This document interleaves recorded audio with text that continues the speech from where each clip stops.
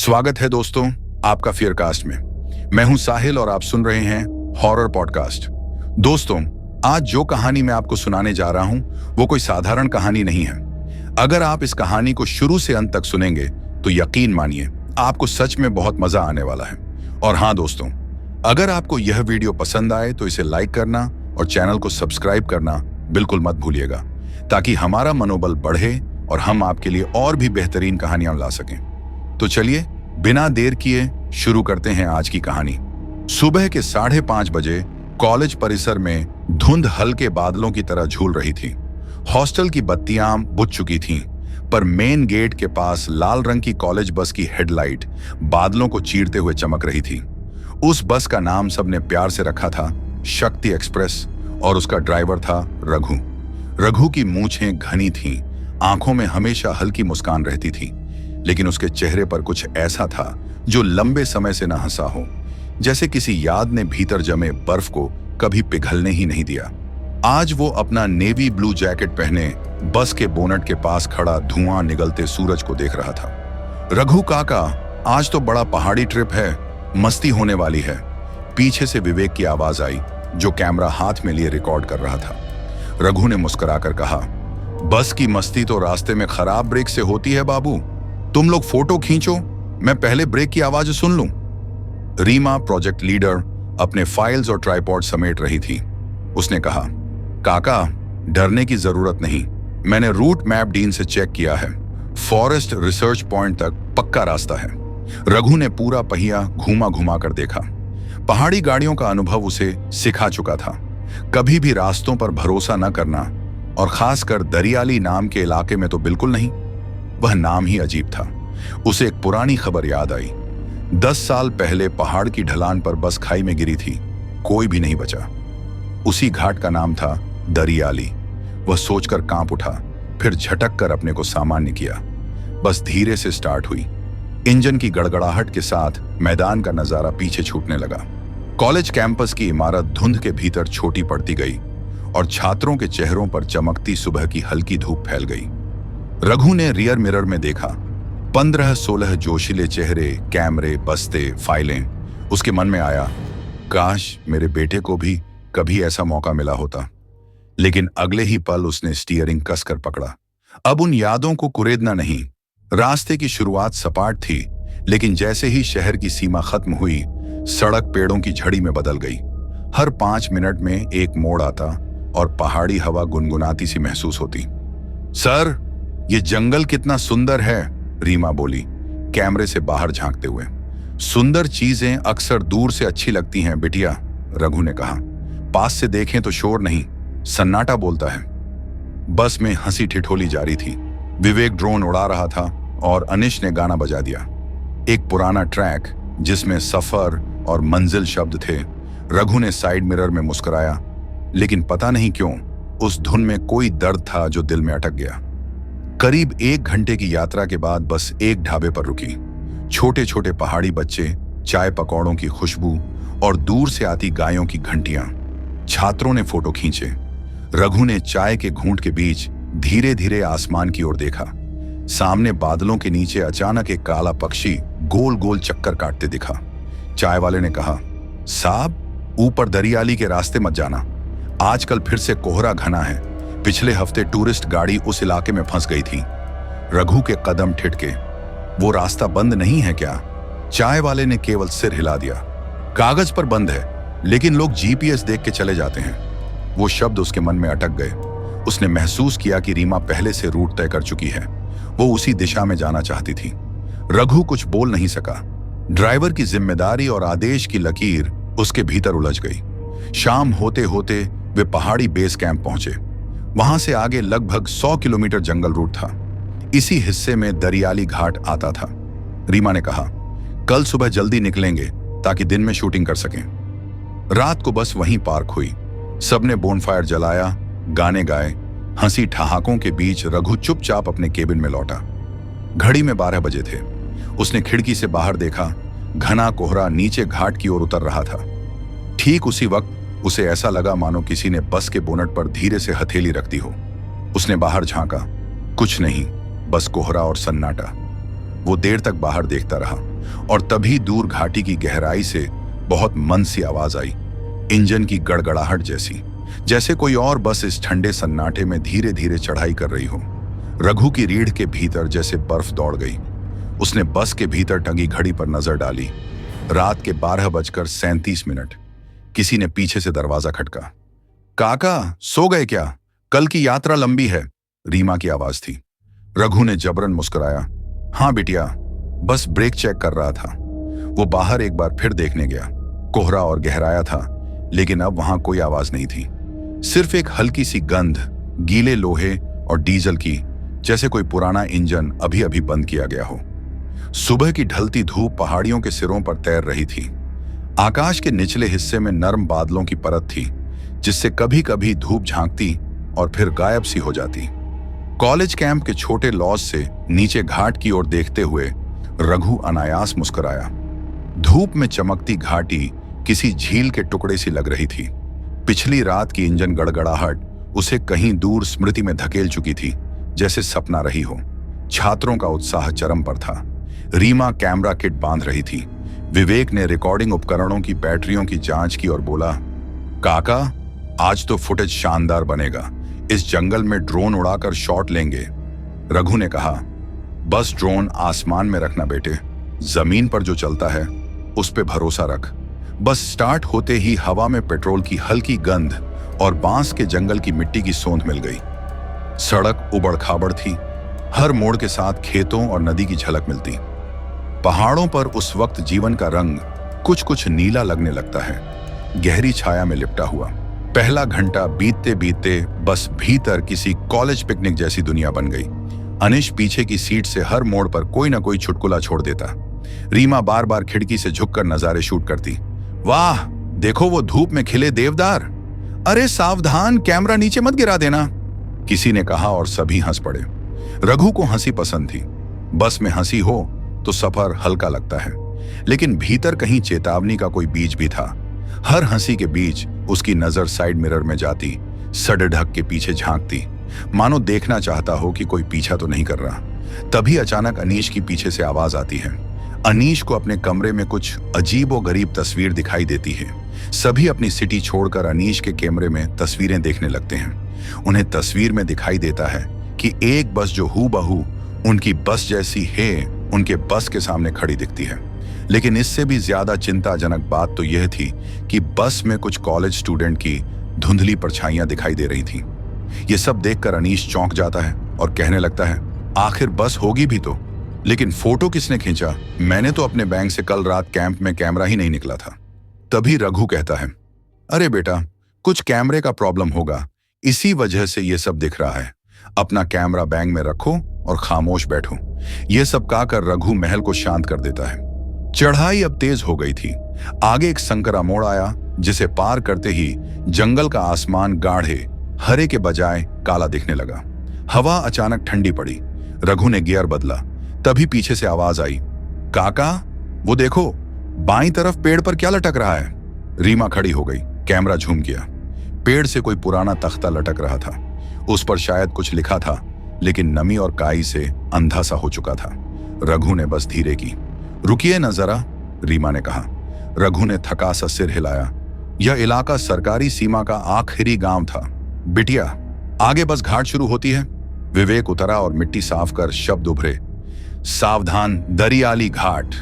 पास में एक टूटी बस टायर की झिल्ली पड़ी थी, जिस पे काई उगी हुई थी। किसी ने व्यंग्य किया, कितना बढ़िया सेटअप है हॉरर डॉक्यूमेंट्री का। अब बस घने पेड़ों की सुरंग में प्रवेश कर चुकी थी। दिन के 10:30 बजे थे, मगर रोशनी उतनी ही थी जितनी शाम की धुंध में होती है। हेडलाइट चालू करनी पड़ी। रघु अपने मन में गणना कर रहा था, अगर एमपी मोड पार हो गया तो 2 बजे तक रिसर्च पॉइंट पहुंच सकते हैं। पर तभी उसने गौर किया, गूगल मैप की छोटी स्क्रीन पर सिग्नल झिलमिलाकर बंद हो गया। विवेक बोला, नेटवर्क गया। रघु ने बस की गति कम कर दी। ठीक है, जंगल में यही होता है। किंतु जैसे जैसे वे आगे बढ़े, सड़क की बनावट बदलने लगी। कहीं कहीं घास उगाई थी और पत्थरों पर ट्रकों के पुराने निशान मिट गए थे। सर, क्या हम सही रास्ते पर हैं? रीमा ने डरते हुए पूछा। रघु ने संयत आवाज में कहा, रास्ते एक जैसे दिख सकते हैं पर दिशा वही है। दिल में उसने खुद को धोखा दिया। घाट के बीचों बीच एक खुला मोड़ आया। वहां एक पहाड़ी झरना सड़क पर कट बनाकर बहता था। बस पानी से गुजरी छींटे उछले, साथ ही ऐसा लगा जैसे किसी ने पत्थर फेंका हो। काका, किसी ने हमें मारा, अनिश चिल्लाया। रघु ने ब्रेक लगाया मगर बाहर कुछ भी नहीं। वह उतरा, चारों ओर देखा। दरख्त स्थिर थे, धूप वहां पहुंच ही नहीं रही थी। बस टायर के पास उसने मिट्टी पर हल्के गीले पद चिन्ह देखे, किसी के पैरों निशान जैसे जो सीधे जंगल की ओर जाते थे और फिर मिट्टी में समा जाते थे। वो पल भर झुककर उन्हें देखता रहा। ठंडी हवा ने उसकी गर्दन पर हल्की चुभन दी। उसने सिर उठाया। बस के शीशे से अंदर बैठे बच्चों की धुंधली परछाइयां झिलमिला रही थीं, पर उनके पीछे कांच के दूसरी ओर कोई और अस्पष्ट साया भी था, हल्का, मानो रात की परत दिन पर रख दी हो। वो साया उतनी ही देर रहा जितना एक सांस का अंतराल, फिर गायब। रघु वापस बस में आया तो रीमा ने पूछा, क्या हुआ नीचे? उसने बस इतनी बात कही। शायद टायर से ही पत्थर उछल कर लगा होगा। उसकी आवाज अपनी ही कानों में अनजानी लगी। दिन जैसे जैसे बढ़ा, सूरज पहाड़ी की ओट में जा छिपा। जंगल का हरा रंग अब मटमैला हो गया। रास्ते के किनारे पत्थरों पर उग आए लाल भूरे फूल दिखे, जिनका रंग बहुत अजीब था, जैसे जंग और खून का मिला जुला छाया रूप। अनिश बोला, सर थोड़ी देर रुक कर शूट ले लें, इस रोशनी में फुटेज आर्टिस्टिक लगेगी। रीमा ने हाँ कह दी। बस एक छोटे खुले स्थान पर रुकी। छात्र बाहर निकले, ड्रोन उड़ा दिया गया। ड्रोन की स्क्रीन पर दृश्य आते रहे, पहाड़ी ढलाने, नदी, पेड़ों की चोटी, सब सुंदर। लेकिन अचानक स्क्रीन लहराने लगी और एक क्षण को नीचे घाट में कोई चमकती चीज दिखाई दी, मेटेलिक ग्रे, जैसे किसी बस की छत। विवेक ने झूम किया। काका, नीचे कोई पुरानी गाड़ी तो नहीं? रघु ने स्क्रीन देखा पर उसमें अब कुछ नहीं था, केवल धुंध। ड्रोन की डिस्प्ले कभी कभी प्रकाश के कारण झिलमिलाती है। सब लोग वापस आ जाओ, रघु ने कहा और बस स्टार्ट कर दी। अब तक सब थक चुके थे। रीमा ने तय किया, अगर अगले मोड़ तक रिसर्च पॉइंट न मिला तो हम वापस लौटेंगे। रघु ने सिर हिलाया, लेकिन मन में अजीब द्वंद चल रहा था। अगर वो लौटे तो किस सड़क से लौटेगा, क्योंकि हर मोड़ अब पिछले जैसा था और कोई भी लैंडमार्क याद नहीं आ रहा था। सड़क के दोनों ओर एक जैसी देवदार की पंक्तियां खड़ी थीं, समान दूरी पर, समान ऊंचाई तक, मानो किसी ने जानबूझकर उन्हें रचा हो ताकि रास्ता पहचान में ना आए। कोहरे की पहली परतें फिर उतरने लगीं। हवा की ठंडक अचानक बढ़ गई। आगे कोई पट्टिका दिखी, तबीयत से वही जैसे पहले पेड़ पर देखा था, पर शब्द अब तक साफ थे। आगे मार्ग नहीं है, जो लौटेगा वही पहुंचेगा। अनिश हंस पड़ा। इधर के लोकल कलाकारों की पोएट्री ठीक है। रीमा ने उसकी हंसी में जवाब नहीं दिया। उसे महसूस हुआ कि यह वाक्य बस अजीब मजाक नहीं था, इसमें किसी समझदार पागल की चेतावनी थी। बस अब दरियाली घाट के भीतर थी, जहां पेड़ों की शाखाएं आसमान को छूती नहीं, उसे निगल लेती थीं। हर ओर धुंध का जाल था और इंजन की आवाज गूंजते गूंजते गहरी हो चुकी थी, जैसे बस अब किसी दूसरी परत में उतर रही हो। रीमा ने घड़ी देखी, दोपहर के 2:30 बज चुके थे। काका, मुझे समझ नहीं आ रहा, हम कितनी देर से घूम रहे हैं, फिर भी वही पेड़, वही पत्थर। रघु ने उत्तर नहीं दिया। उसका चेहरा सूखा पड़ चुका था, होंठ हिलते थे पर शब्द नहीं निकलते। तभी पीछे से विवेक बोला, देखो बस का मलबा। सबकी नजरें खिड़की की ओर गईं। घाट के नीचे की धुंध में सचमुच कोई ढांचा पड़ा था। धूप की एक पतली किरण जैसे तैसे वहां पहुंची और चमकीली धातु पर उभरा नाम पढ़ा जा सका, शक्ति एक्सप्रेस। रीमा की रीढ़ में ठंड उतर गई। काका, लेकिन यही तो हमारी बस का नाम है। रघु ने ब्रेक दबाया। बस सड़क के किनारे चरमराकर रुक गई। वो बाहर उतरा। हवा में डीजल और जले रबर की तेज गंध थी। नीचे झांका तो वह मलबा धुंध में गायब था, पर कानों में किसी की चीख की गूंज रह गई, मानो घाट खुद सांस ले रहा हो। बस अब बहुत धीमी गति से चल रही थी। विवेक ने ड्रोन फिर उड़ाया, लेकिन स्क्रीन पर सिग्नल के बजाय कुछ धुंधले चेहरों के फ्रेम उभरने लगे। सर, कोई इंटरफेरेंस है? रीमा ने झांक कर देखा। स्क्रीन पर सभी यात्रियों के चेहरे झिलमिला रहे थे, मगर एक फ्रेम में रघु 2-2 बार दिख रहा था। ये क्या? वह बोल भी ना पाई कि ड्रोन की फीड बंद हो गई। अचानक पीछे से किसी ने दरवाजे पर जोर की थाप दी। रघु ने शीशा देखा, कोई नहीं। बस में अंधेरा सा छाने लगा था। रीमा ने कहा, सभी लोग सीट पर बैठो, कोई बाहर नहीं जाएगा। लेकिन तभी अनिश ने कहा, मुझे कुछ दिखा नीचे घाट में, कोई मदद के लिए हाथ हिला रहा है। वो कैमरा लेकर बाहर कूद गया। अनिश, रुक जा, रीमा चिल्लाई, पर देर हो चुकी थी। धुंध ने उसे पूरा निगल लिया। 2 मिनट तक उसकी परछाई हिलती रही, फिर स्थिर हो गई। रघु नीचे दौड़ा, पर घाट के किनारे सिर्फ उसके जूते पड़े थे। मिट्टी पर गीले पद चिन्ह नीचे घाट में जाते थे और वहीं समाप्त हो जाते थे। अब बस में सिर्फ 10 लोग रह गए थे। डर सबके चेहरों पर उतर चुका था। हमें वापस लौटना होगा, रीमा ने जोर देकर कहा। रघु ने बस मोड़ी, पर अब सड़क 2 हिस्सों में बढ़ गई थी। दाएं और बाएं दोनों रास्ते एक से दिखते थे। दोनों पर वही देवदार की कतारें। काका, कौन सा रास्ता सही है? रघु ने गहरी सांस ली। इस घाट में कोई रास्ता सही नहीं होता बिटिया, बस जो चुने वही आखिरी होता है। उसने बाएं का रास्ता लिया। 20 मिनट तक बस चढ़ती रही, फिर अचानक इंजन अपने आप बंद हो गया। लाइट चली गई, हॉर्न ने काम करना बंद कर दिया। बस सन्नाटे में डूब गई। बाहर कोहरा गाढ़ा था। तभी खिड़की पर किसी की हथेली का निशान उभरा, ठंडी भीगी हुई। विवेक डर से कांप गया। काका, कोई बाहर है। रघु ने दरवाजा खोला, पर वहां सिर्फ धुंध थी। बस की हेडलाइट टिमटिमाई और उसी रोशनी में कुछ सेकंड के लिए दिखा कि सामने सड़क पर 4-5 आकृतियां खड़ी हैं, जैसे यात्री हों, लेकिन बिना चेहरों के। रीमा ने कांपते हुए कहा, वो हमारे जैसे ही हैं। रघु बोला, नहीं बिटिया, वो वही हैं जो पहले यहां से नहीं लौटे। और अगले ही पल एक जोरदार धमाका हुआ। बस के पीछे का शीशा टूट गया और अनिश का कैमरा अंदर आ गिरा। स्क्रीन जल उठी। उस पर आखिरी फुटेज चल रही थी। अनिश नीचे घाट में खड़ा था और उसके पीछे वही शक्ति एक्सप्रेस खाई में आधी धंसी हुई दिख रही थी।